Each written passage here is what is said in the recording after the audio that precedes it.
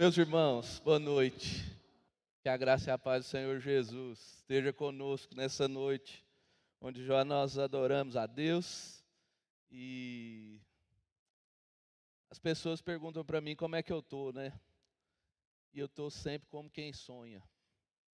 Estar aqui nessa igreja depois de quase 4 anos, depois de ordenado, só o Senhor poderia fazer coisas como essas e depois voltar pregando no aniversário dessa igreja. Talvez você não saiba quem eu sou. Eu sou o Juninho, eu sou o Agnaldo Júnior, eu sou filho dessa igreja. Eu sou o esposo da Diene, eu sou pai do Timóteo, eu sou pai do Arthur, eu sou pai da Astrid, eu sou filho da Zaida, eu sou neto da Maria de Lourdes. E, meus irmãos, eu acho que essa é a primeira vez, depois de ordenado, que eu volto para o púlpito dessa igreja. E eu não poderia, antes de pregar, louvar a Deus por esse lugar aqui.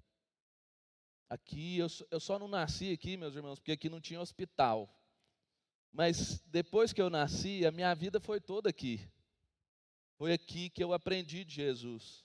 Com a tia Leia, com a tia Claudinha, com a tia Ruth, com tantos outros irmãos que dedicaram a sua vida comigo e com tantas outras crianças aqui.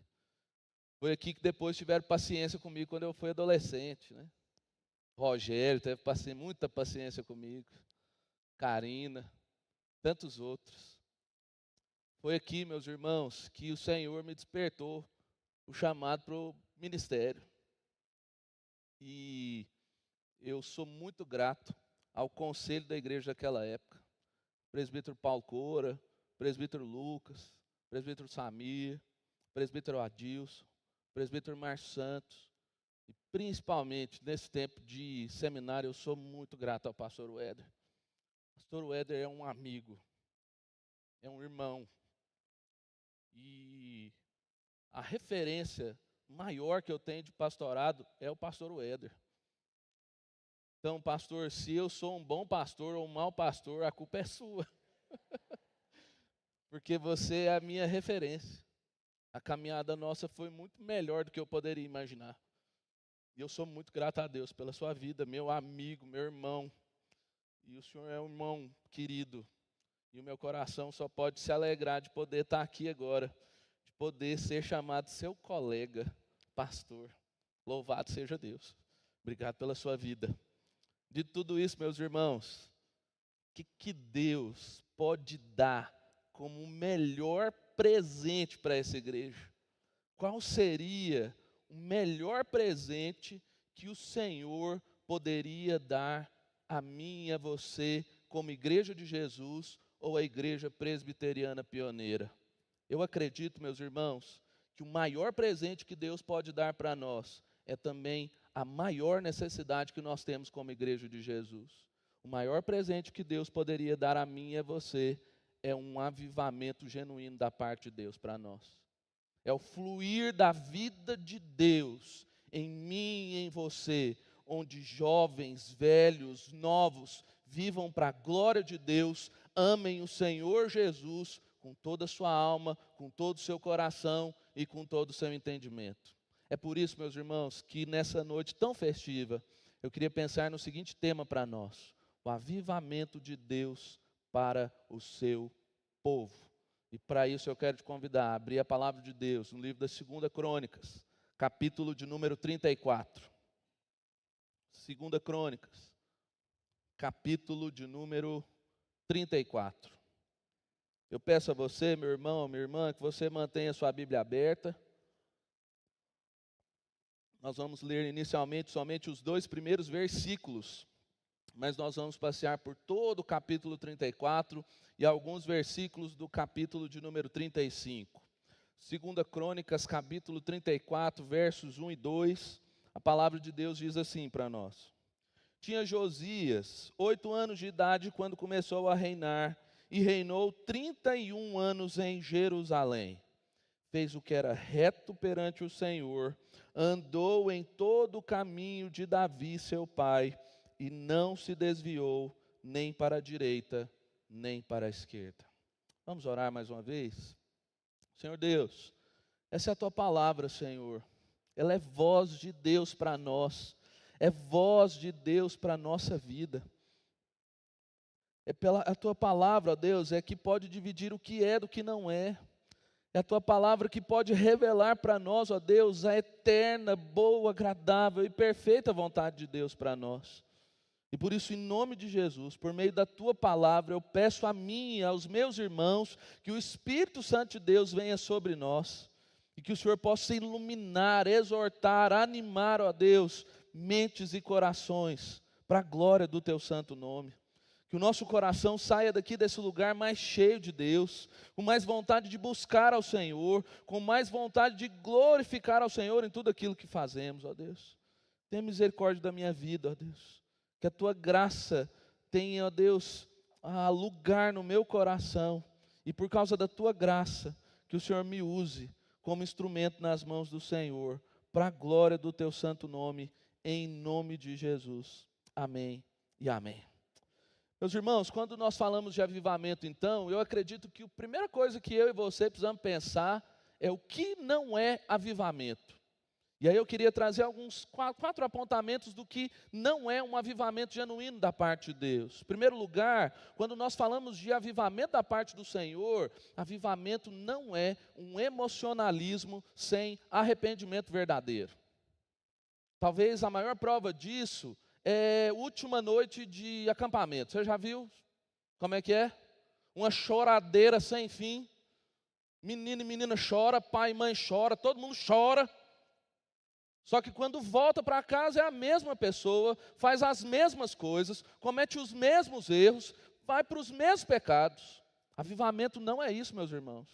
Quando nós falamos de um avivamento genuíno da parte de Deus, não é uma fenomenologia.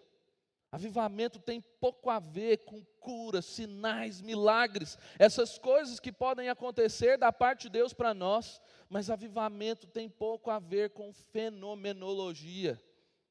Quando nós olhamos, por exemplo, para Apocalipse capítulo de número 13, verso 11 até o verso número 18, a palavra de Deus vai dizer que a segunda besta que emerge da terra tem poder para fazer curas, sinais, milagres. E às vezes a gente olha para fenômenos e acha então que a vida de Deus está fluindo de tais coisas. Terceiro lugar, o que não é um avivamento é uma centralidade em manifestações extraordinárias, eventos, e não na palavra de Deus. Recentemente nós tivemos aqui no Serra Dourada um evento chamado Descend, que movimentou jovens de várias denominações, de vários lugares, e reuniu-se naquele lugar uma tarde e noite cheia de canções, cheia de música, cheia de coisa, e muitos deles tiram os seus calçados, levantam e falam: eu vou pregar de Deus para as pessoas. Mas de verdade, meus irmãos, quantos desses que levantaram os seus sapatos pregam de verdade o Evangelho de Deus com fidelidade?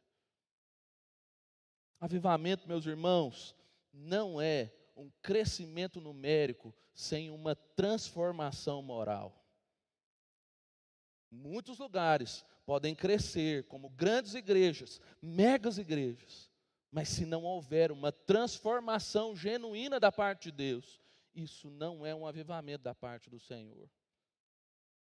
Então, quando nós falamos de um avivamento verdadeiro da parte de Deus, eu queria definir o avivamento como uma obra soberana e extraordinária do Espírito Santo, pela qual Deus renova espiritualmente a sua igreja, restaura a centralidade de Cristo, aprofunda o arrependimento e produz santidade prática duradoura por meio da santa palavra do Senhor.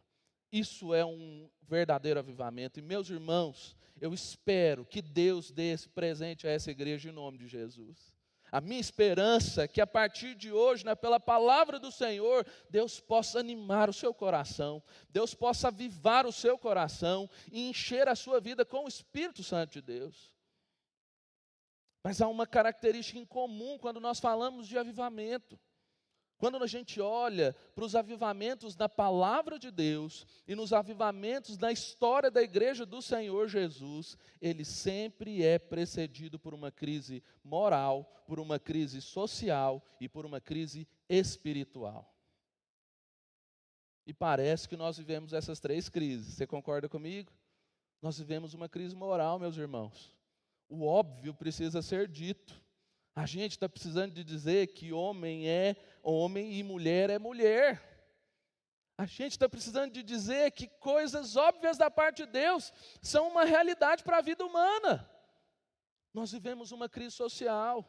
Segundo o índice chamado índice de Gini, ou de Gini, que é um italiano que criou um índice de medir a miserabilidade humana, o nosso país, o Brasil, é um país extremamente desigual, que chega de 0 a 100, a 50, tal a desigualdade que acontece. Se nós sairmos daqui da Pioneira, descermos a rua, nós já vamos perceber a desigualdade que acontece dentro da nossa própria cidade. Nós vivemos, meus irmãos, uma crise espiritual. Segundo o IBGE, nós já somos 50 milhões de evangélicos no nosso país. Mas ao mesmo tempo, quando nós somos 50 milhões, segundo os dados do IBGE, nós somos um sal que não salga, nós somos uma luz que não ilumina o mundo, nós somos pessoas que vivem como qualquer outra pessoa.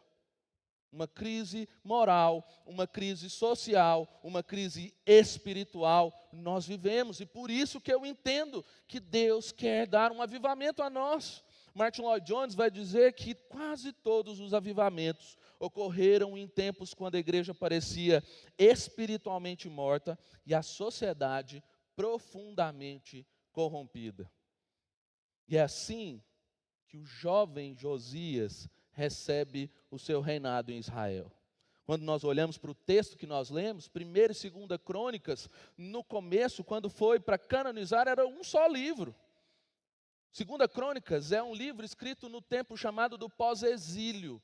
O povo de Deus estava voltando depois do cativeiro babilônico, sem esperança, sem um olhar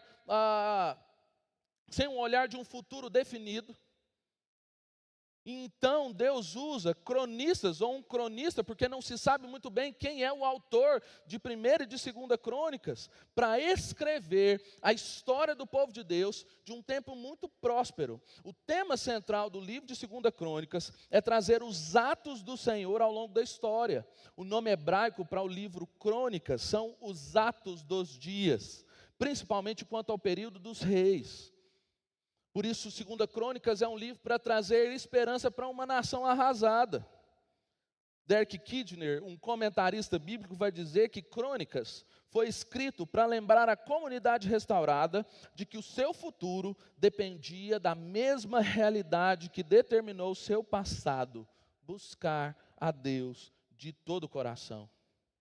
Quando nós olhamos para Josias, então, o personagem que aparece para nós nessa história, os antepassados de Josias foram homens muito maus.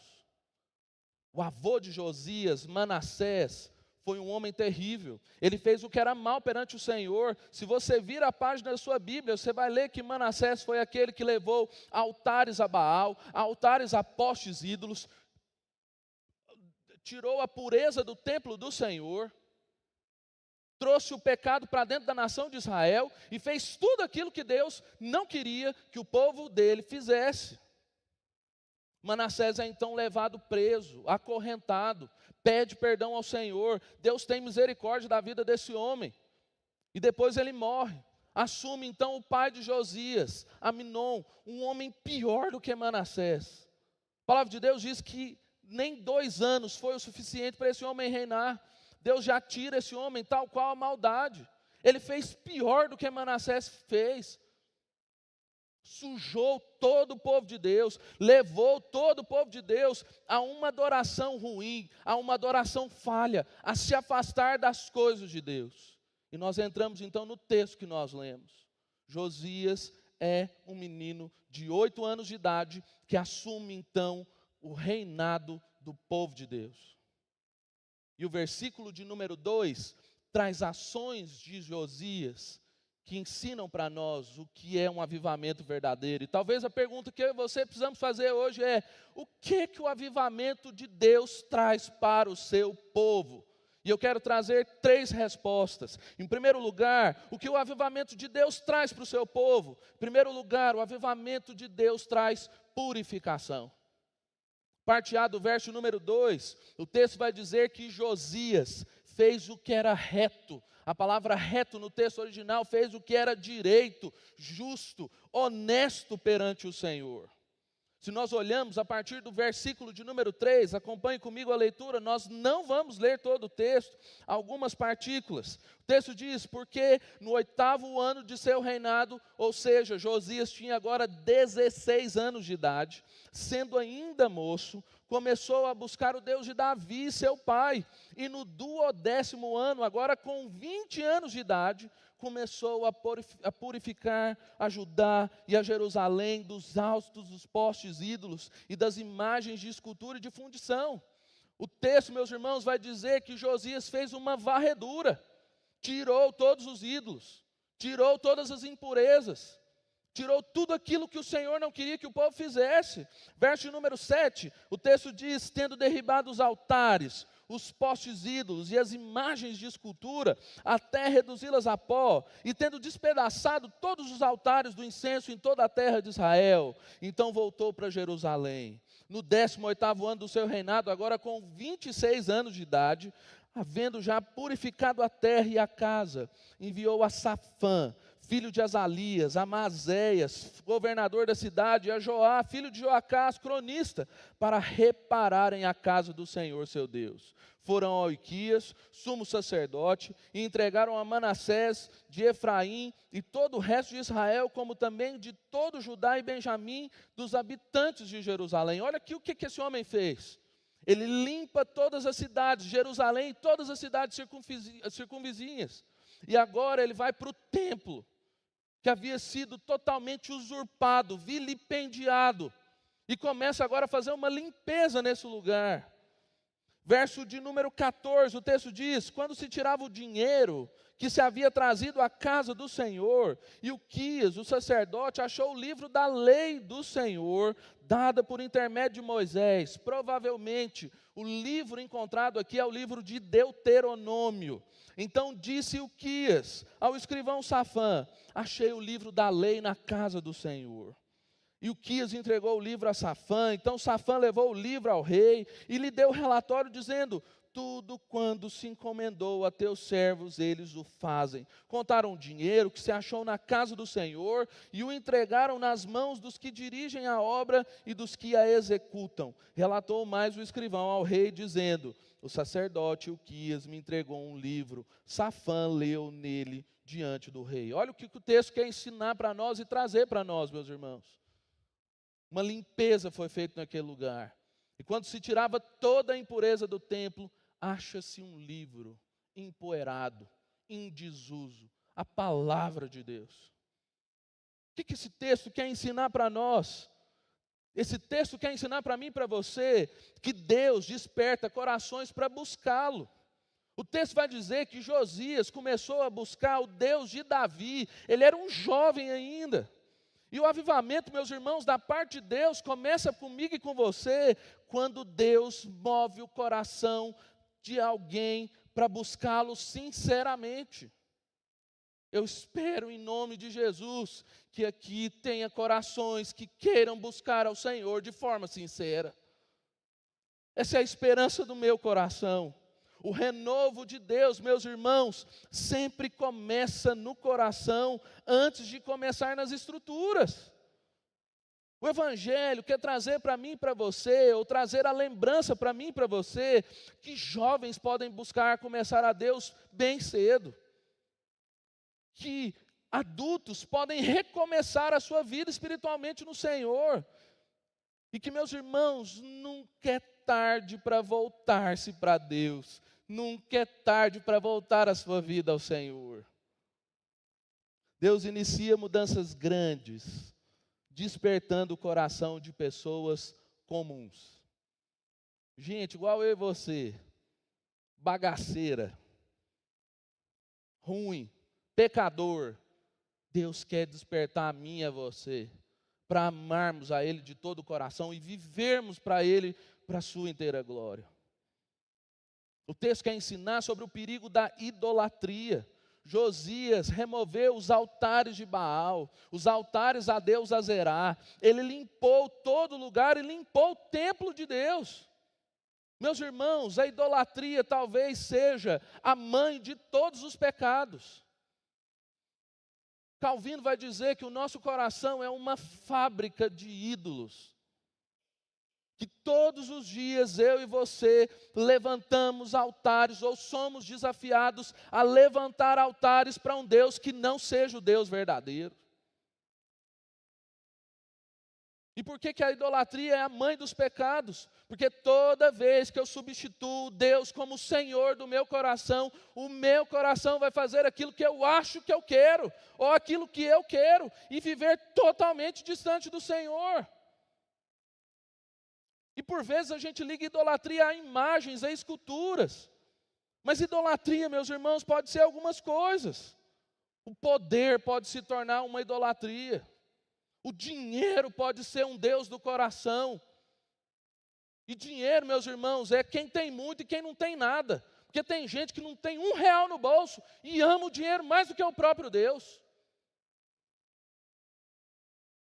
Poder, dinheiro, o prazer pode ser um ídolo.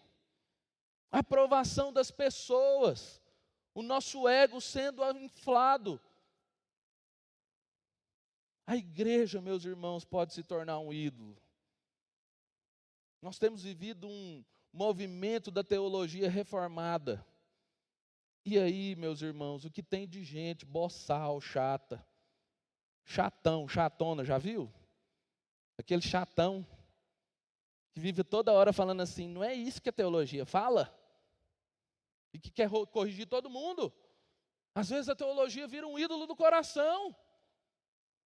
A igreja presbiteriana do Brasil pode ser um ídolo para muitos de nós. E Deus quer tirar de mim e de você toda idolatria, varrer do nosso coração tudo aquilo que substitui o Senhor. Deus quer fazer comigo e com você uma limpeza como quem faz uma limpeza numa caixa de gordura. Você já limpou uma caixa de gordura na sua vida? Você já teve essa boa oportunidade de Deus para limpar? Essa experiência transcendental, surreal, espiritual de limpar uma caixa de gordura? Eu já tive várias vezes. A Jane falava assim, a caixa de gordura entupiu, tem que limpar. Ficava uns 2 meses segurando até ela ficar no pico da raiva dela. Quando ela chega no pico da raiva dela, aí tem que limpar de qualquer jeito. E numa dessas vezes, meus irmãos, limpando a caixa de gordura, Deus me levou a pensar uma coisa. O nosso pecado é como se a gente pegasse uma caixa de gordura e jogasse no nosso próprio corpo. É como se a gente pegasse aquilo horroroso, ruim, fétido, e jogasse em nós mesmos. E todo altar que é erguido a um Deus que não seja o Deus Todo-Poderoso, vai fazer a gente como quem joga uma caixa de gordura em si mesmo. E Deus quer limpar isso do nosso coração hoje em nome de Jesus. Deus quer varrer isso do nosso coração. O Evangelho confronta os nossos ídolos hoje, meus irmãos. Para alguns pode ser o orgulho, para outros pode ser o sucesso, para outros a dependência de coisas ou pessoas. Quantas pessoas têm levantado altares para os seus esposos, namorado, namorada, para coisas, para sonhos, para objetivos. A maioria, meus irmãos, se não 100% dos meus aconselhamentos são de pessoas que ergueram altares do seu coração que não seja ao Senhor. E pessoas e coisas nos decepcionam. E quando elas nos decepcionam, as crises vêm, as dores vêm, o choro vem. Cristo nos liberta para que Deus volte a ser o centro da nossa vida. Deus quer voltar a ser o centro da sua vida hoje em nome de Jesus. O avivamento genuíno, meus irmãos, nos leva de volta à palavra de Deus. Quando Josias reforma o templo, ele acha lá o livro de Deuteronômio. O povo se havia afastado tanto da palavra do Senhor que o livro estava empoeirado, sujo, no meio de um monte de entulho. O verdadeiro avivamento, meus irmãos, não cria novas revelações. O verdadeiro avivamento da parte de Deus renova o nosso coração por meio da palavra do Senhor. Deus quer avivar o meu e o seu coração por causa da sua palavra. Deus quer animar o meu e o seu coração para as palavras de vida eterna. Quando o Senhor Jesus fala lá em João capítulo de número 6, está todo mundo me abandonando, para onde vocês vão? Pedro levanta e diz, para onde nós iremos, Senhor? Só tu tens as palavras de vida eterna. As palavras de vida eterna estão no livro da capa preta, no aplicativo do seu celular. Verdadeiro despertar, avivamento de Deus para nós, aumenta o nosso amor pelas Escrituras Sagradas.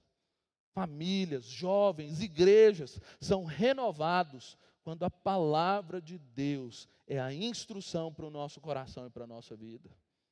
Por último, essa parte do texto quer ensinar para mim e para você que o avivamento verdadeiro da parte do Senhor restaura a centralidade de Deus na vida do seu povo.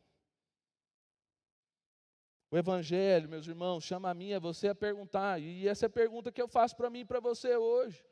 Deus é o centro da sua vida? Suas decisões são todas tomadas debaixo do governo de Deus?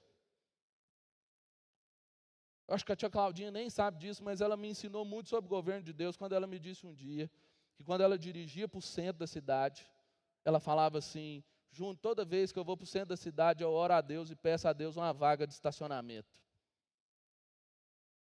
E eu peço a Deus, Deus, me dá uma vaga, perto daquele lugar.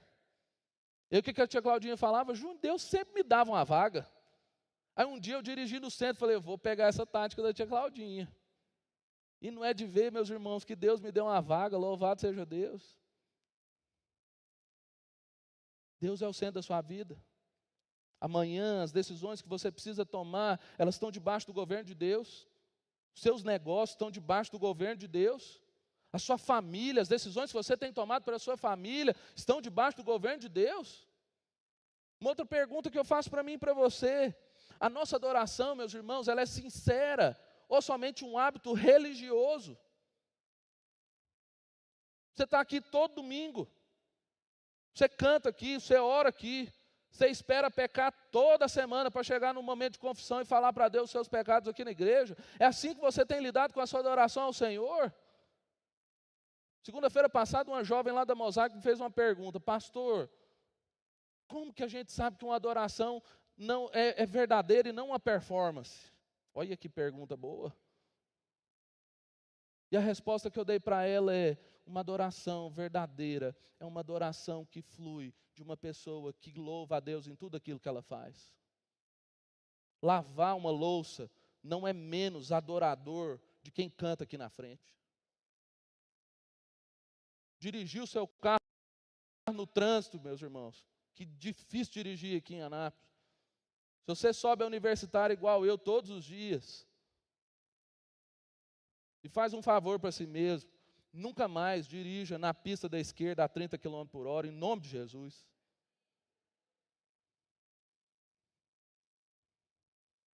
No trânsito, Deus quer que você adore a Deus. Como você lida com o seu esposo, com a sua esposa, é um ato de adoração a Deus. O apóstolo Paulo vai dizer isso, que é o nosso culto racional, lógico. Tudo aquilo que nós fazemos, nós estamos diante do Senhor.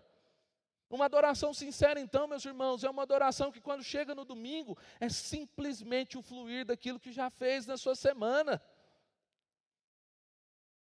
Uma terceira e última pergunta para mim e para você. A nossa vida diária demonstra que Deus é digno de honra? As pessoas reconhecem Jesus em você, as pessoas veem Jesus em você, as suas palavras refletem aquilo que Jesus é. Quando Deus traz um renovo espiritual, a adoração deixa de ser rotina e volta a ser uma resposta viva ao que Ele fez por nós em Cristo Jesus. A vida de Deus acontece quando Deus volta a ocupar o lugar mais importante do coração do seu povo. Charles Spurgeon vai dizer que quando Deus envia um verdadeiro avivamento, Ele começa por limpar a sua igreja. Mas o texto continua, e a pergunta continua: o que um avivamento de Deus traz para o seu povo? Em primeiro lugar, traz purificação. Em segundo lugar, traz arrependimento. Segundo ato, do verso número 2, o texto diz que Josias fez o que era reto perante o Senhor. Em segundo lugar, o texto vai dizer que ele andou, ele prosseguiu, a maneira que ele viveu em todo o caminho de Davi, seu pai. Verso número 19, acompanhe comigo a leitura, o texto vai dizer o seguinte: tendo o rei ouvido as palavras da lei, rasgou as suas vestes, ordenou o rei a Ilquias, filho de Safã, a Abidom, filho de Mica, a Safã, o escrivão, e a Asaías, servo do rei, dizendo: ide e consultai o Senhor por mim e pelos restantes em Israel e Judá, acerca das palavras deste livro que se achou, porque grande é o furor do Senhor que se derramou sobre nós, porquanto nossos pais não guardaram as palavras do Senhor para fazerem tudo quanto está escrito neste livro. O texto vai dizer então que Josias diz: procura essa profetisa chamada Uda, consulta essa mulher. E olha nós aqui da igreja presbiteriana não querendo que mulher prega na igreja.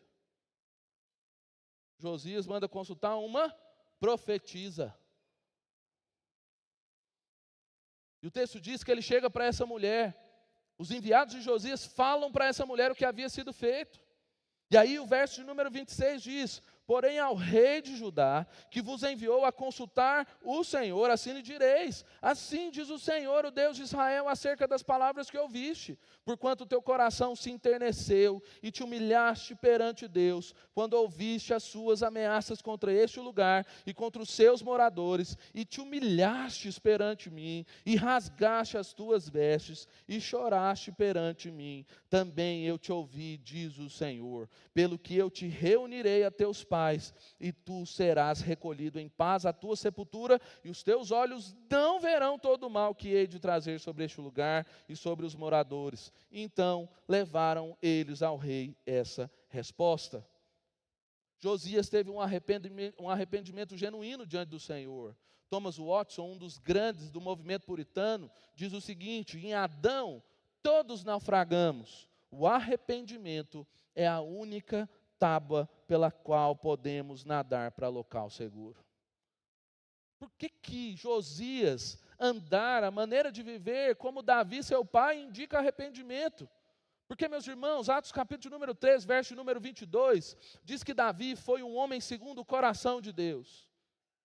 E para mim, meus irmãos, Davi foi um homem segundo o coração de Deus, não por ser um grande estadista, não por ser um rei muito poderoso. Davi foi um homem segundo o coração de Deus, porque nos momentos mais desafiadores da sua vida, ele colocou o seu coração diante do Senhor, arrependido. Talvez o maior exemplo é 1 Samuel capítulo número 11, Davi com Batseba. Um homem que adultera, assassina. Quando o seu pecado é confrontado, o que ele diz? Ele rasga suas vestes e diz: eu pequei contra o Senhor e contra o Senhor somente. O Salmo de número 51 é o texto que Davi escreve, falando sobre tamanha o seu erro diante de Deus. Josias rasga suas vestes. Josias se arrepende diante do Senhor. E mais uma vez, o texto quer ensinar para mim e para você que o verdadeiro arrependimento começa quando nós levamos a palavra de Deus a sério. Quando Josias ouviu a lei, quando Josias ouviu tudo que o livro dizia sobre os pecados do povo de Deus, ele rasga suas vestes, ele se arrepende diante do Senhor. O avivamento começa quando a palavra de Deus confronta a nossa vida. E deixa eu dizer uma coisa para você, meu irmão. Se você quer ouvir um Deusinho bonzinho, que fala tudo que você quer, esse Deus não é o Deus da palavra. Porque a palavra de Deus sempre vai confrontar o meu e o seu coração. A palavra de Deus sempre vai revelar para mim e para você quais são os erros da minha e da sua vida. Hoje nós também precisamos entender que a palavra de Deus revela os nossos pecados, corrige as nossas atitudes e expõe aquilo que precisa ser mudado na minha e na sua vida. 2 Timóteo capítulo 3, versos 16 e 17 diz que toda a Escritura é inspirada por Deus. Ela é útil para o ensino, para a repreensão, para a educação na justiça, a fim de que todo homem de Deus seja perfeito e perfeitamente habilitado para toda boa obra. A palavra de Deus é inspirada para nos exortar, para nos educar. Quando nós ignoramos a palavra de Deus, o nosso coração se endurece. Quando nós ouvimos a palavra de Deus com humildade, o Espírito Santo de Deus produz arrependimento. O texto quer ensinar para mim e para você que pecados, meus irmãos, precisam ser confessados e não escondidos. Josias não justificou o seu erro.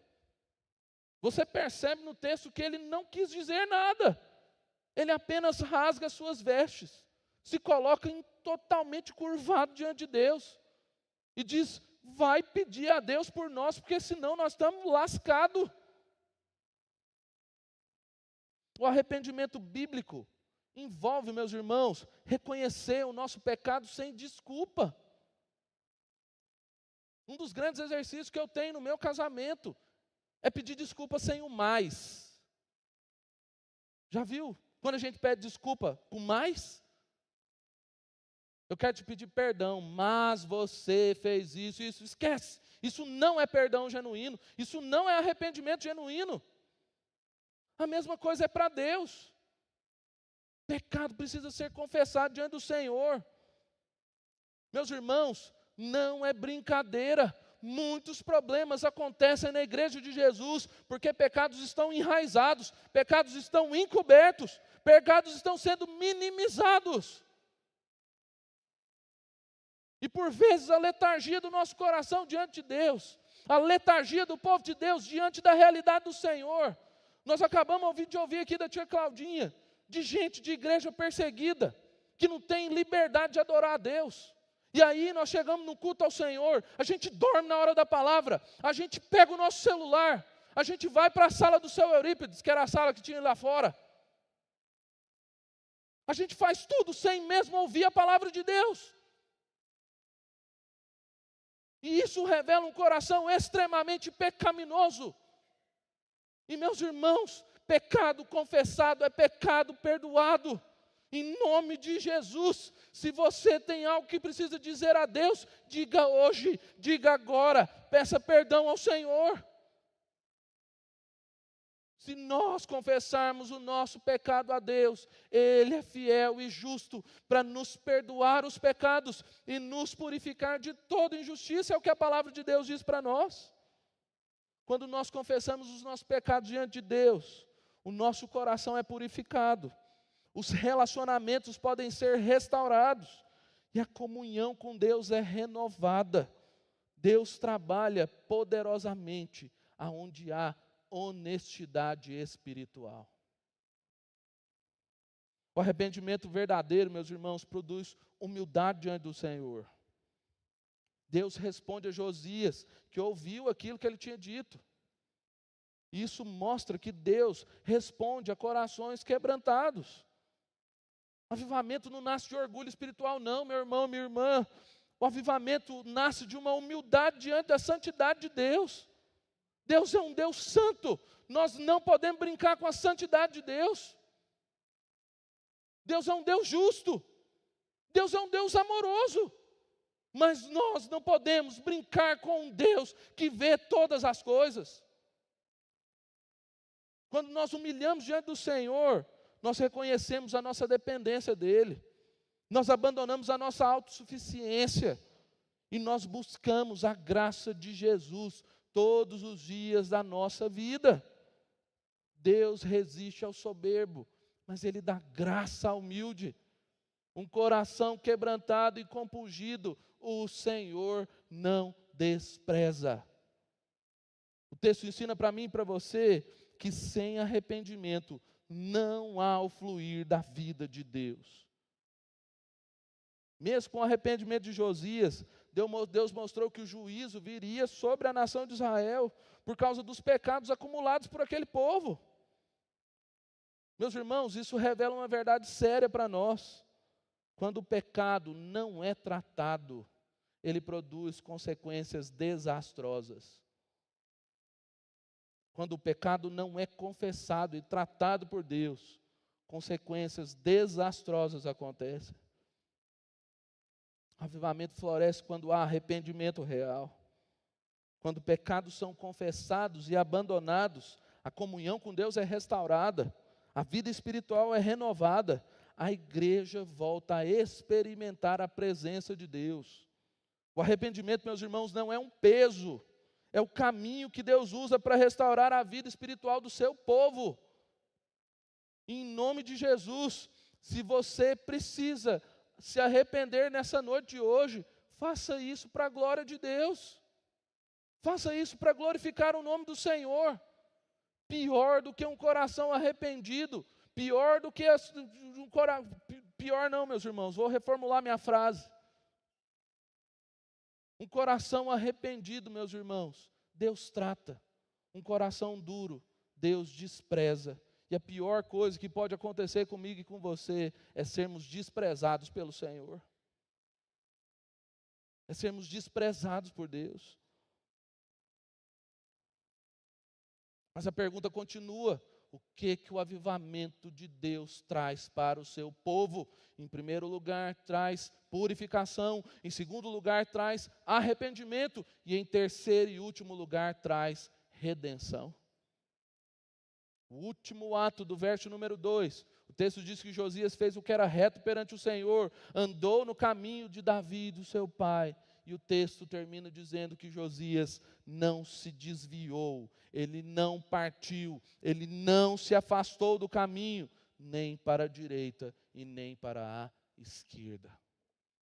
Final do capítulo número 34, o texto diz então que o rei dá ordem para os seus liderados, para que possa então convocar todo o povo para um arrependimento genuíno.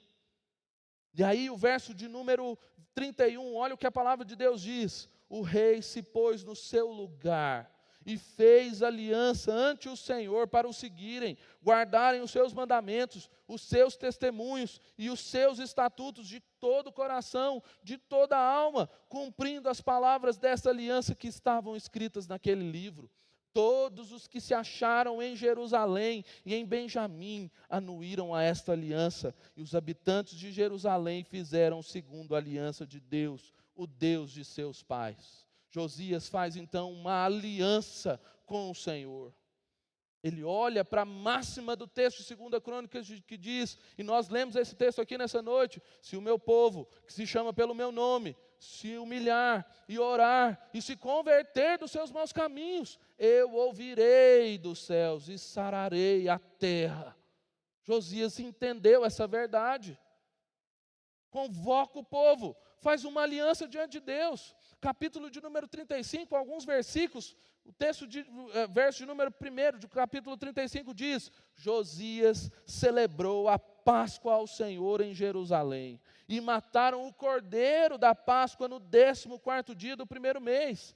Verso de número 7 do capítulo 35, ofereceu Josias a todo o povo cordeiros e cabritos do rebanho, todos para o sacrifício da Páscoa, em número de 30.000, porque todos se achavam ali, e de bois 3.000, tudo isso era da fazenda do rei.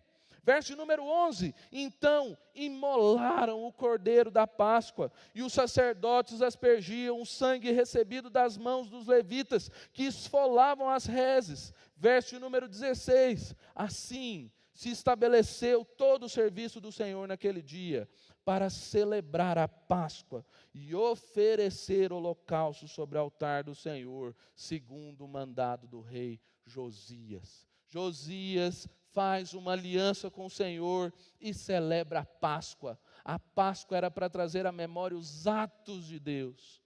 Quando nós olhamos para o texto, meus irmãos, por que o texto traz, por que o avivamento genuíno de Deus traz redenção para nós? Porque Páscoa, no tempo de Josias, era trazer à memória os atos de Deus de uma promessa que viria. Mas para nós, meus irmãos, Páscoa é trazer para nós os atos de Deus da promessa que veio.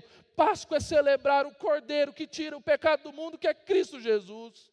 Nós podemos ser avivados pela palavra de Deus e pelo Senhor por causa de Jesus. Jesus é aquele que sofreu morte e morte de cruz por mim e por você. Jesus é aquele que se doou por mim e por você. E Jesus é aquele que pode dar vida e vida em abundância, porque Ele é o Deus que reina sobre todas as coisas.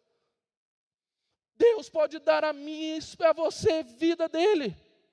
Porque se você sente fome de vida, fome de alegria, fome de existência, o Senhor Jesus diz: eu sou o pão da vida. Se o seu coração está em densas trevas hoje, o Senhor Jesus diz: eu sou a luz do mundo. Se você se sente perdido, o Senhor diz para você hoje: eu sou a porta, você pode entrar por ela e ter comunhão comigo.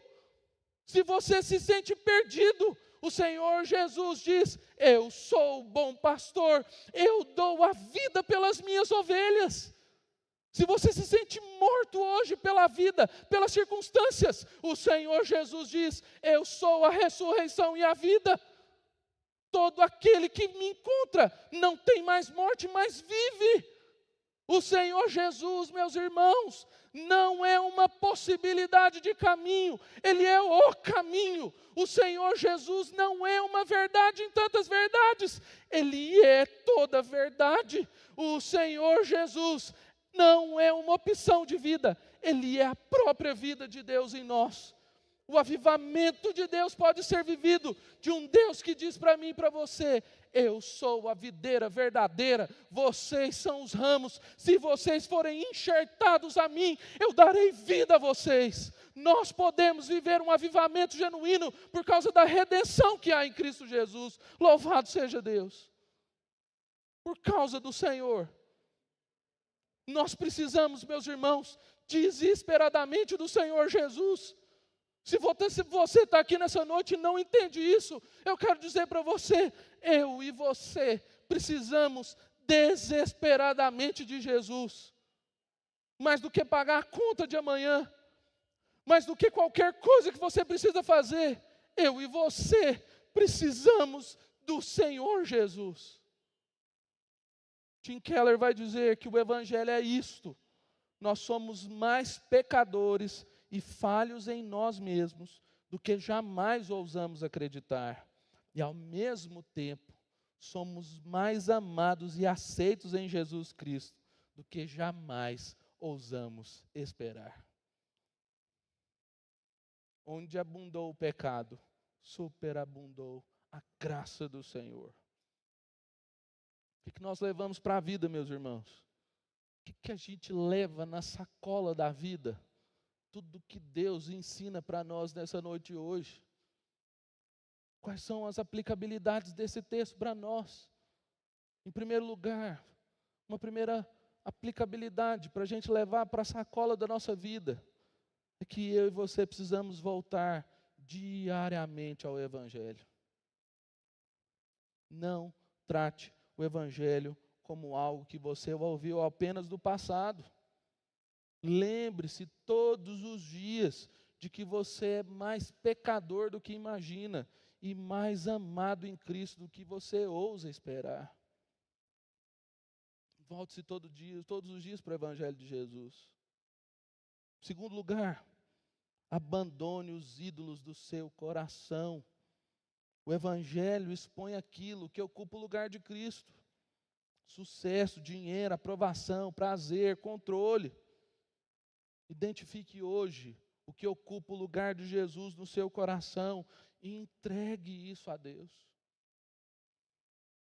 Terceiro e último lugar, peça a Deus que o Evangelho transforme toda a sua vida.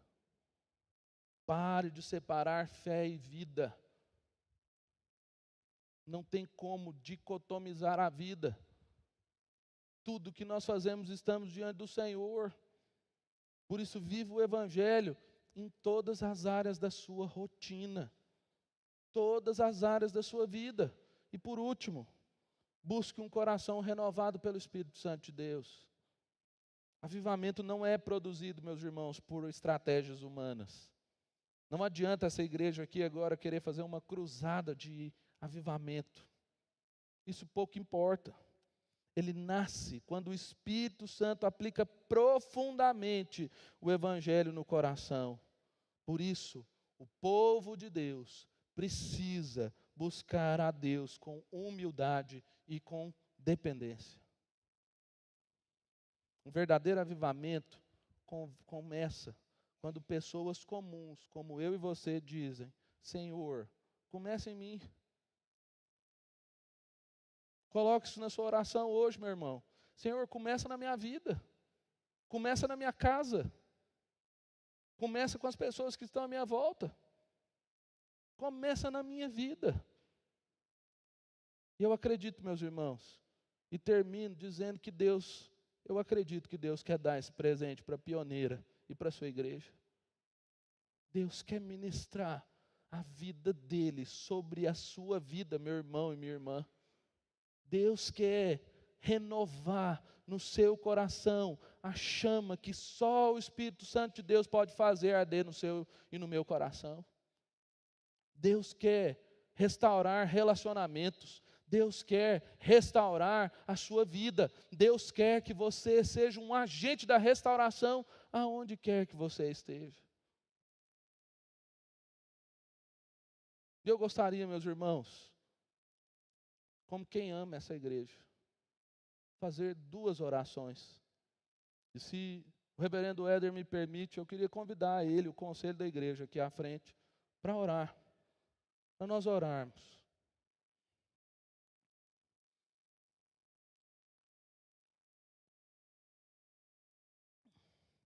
Se os membros do conselho estão aqui hoje, eu queria orar com vocês, meus irmãos. Queria orar com vocês.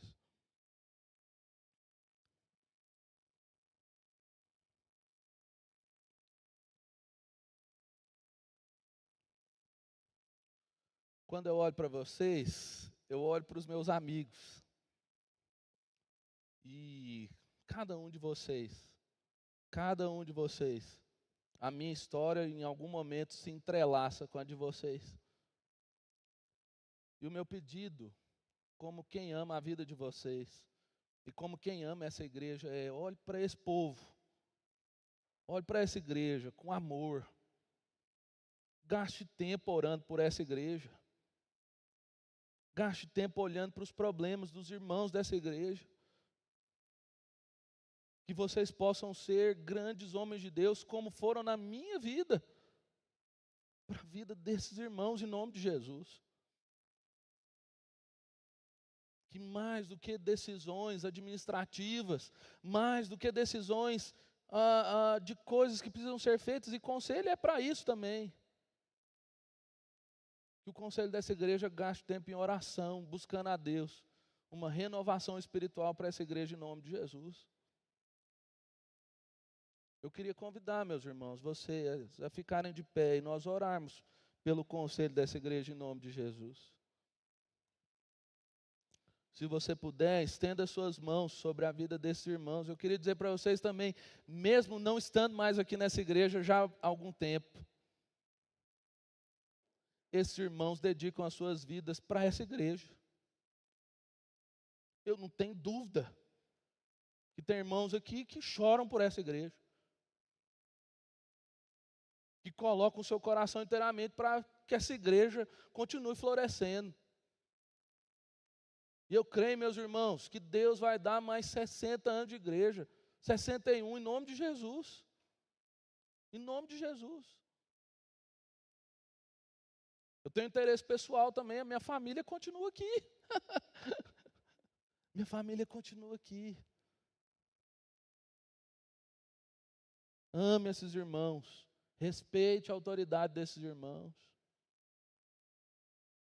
Vamos orar por eles, em nome de Jesus. Deus, louvado seja o teu nome, por tudo que o Senhor fez nessa noite, por nós, através de nós. Eu quero, em nome de Jesus, abençoar o conselho dessa igreja. Oro pela vida do pastor Éder, ó Deus. Pela vida do pastor Timóteo.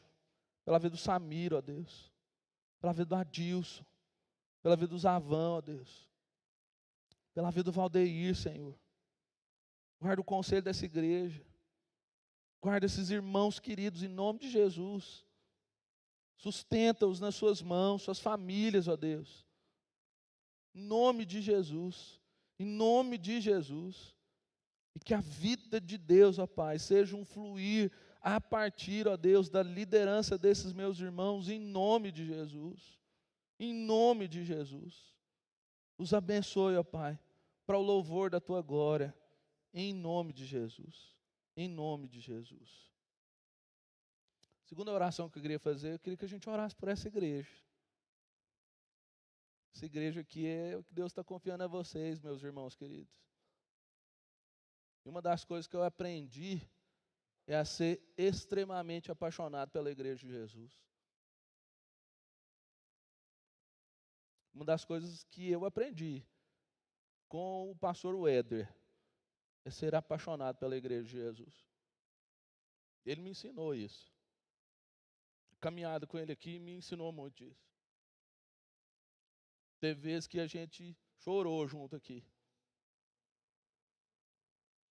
Teve vezes aqui que nós nos abraçamos. Até hoje a gente se encontra às vezes para abraçar e chorar, né, pastorzão? E consequentemente eu oro pela vida de vocês. Essa é a igreja. Essa é a pioneira. Eles precisam ser pastoreados por vocês. Eles precisam que vocês dediquem tempo a eles.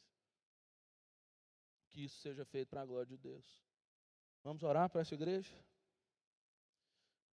Senhor Deus, em nome de Jesus, eu louvo ao Senhor por essa igreja, Senhor, igreja do meu coração.